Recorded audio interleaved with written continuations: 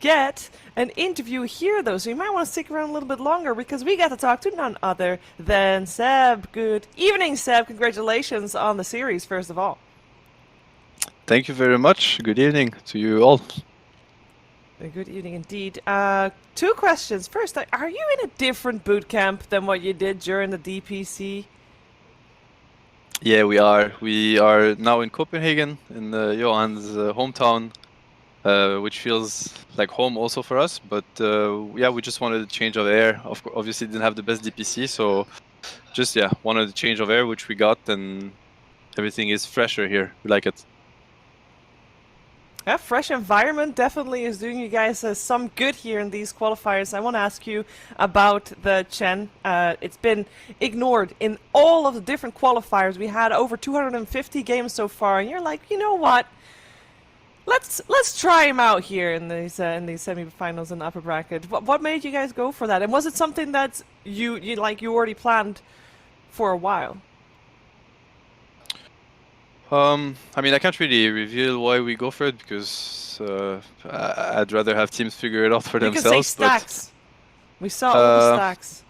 Yeah, I mean, maybe not, but I'd say we always look at Dota, how, like, for us, it's always the same. We look at the whole panel of heroes. We're just passionate about the game and about the heroes, and there is almost always, like, benefits to picking certain heroes. And the meta, of course, with all the talent out there and how smart people are about the game, it keeps switching, it keeps evolving, so it keeps creating openings. And if you're open-minded enough and savvy enough, then you will seize these openings. So some heroes naturally can come back, being pretty powerful. Chen is one of them. At least for us, it's something that works and something that we enjoy too. So why not? Yeah, why not? It worked out today for sure. You're mentioning, for new environment, fresh air, fresh vibes. The series that you had yesterday compared to today, it also felt like there was a difference between the OG that we saw play. And I was curious because you've played so many Dota games, so many official Dota games against so many different opponents.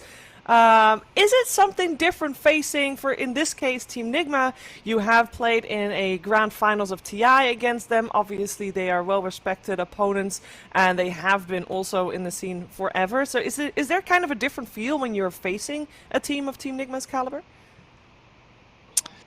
There's a different feel.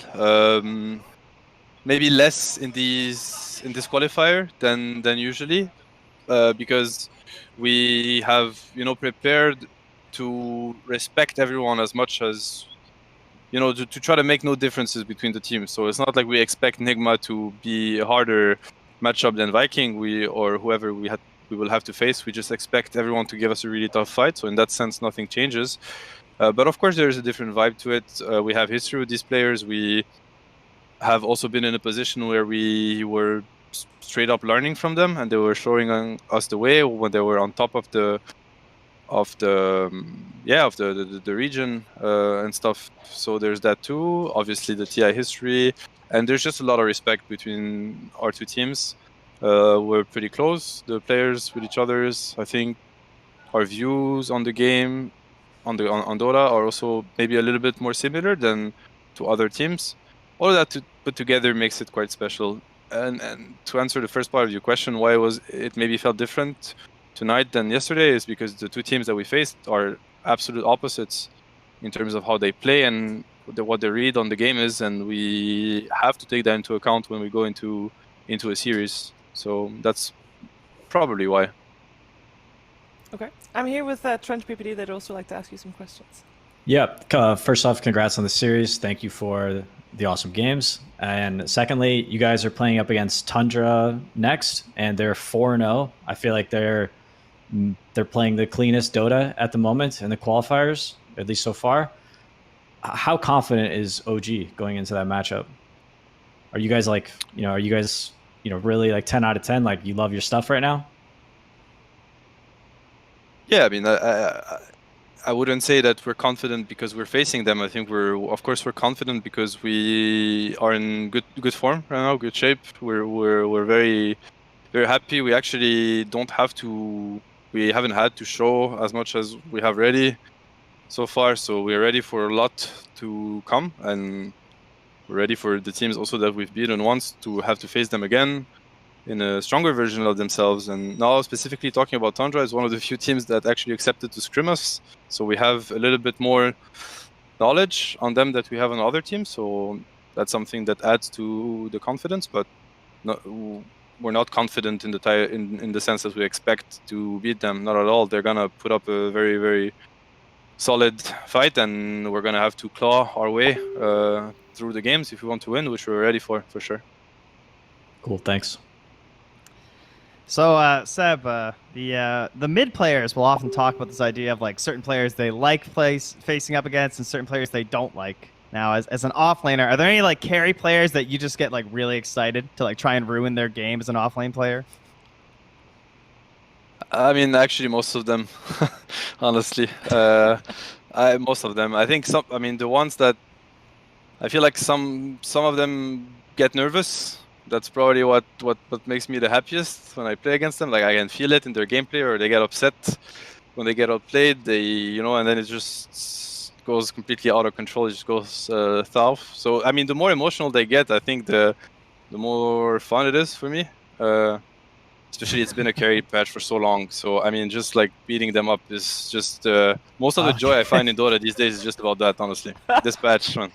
They spent 2 years with armor and HP regen buff, like, so when they're going down, even though they have that, I just have a smile on my face.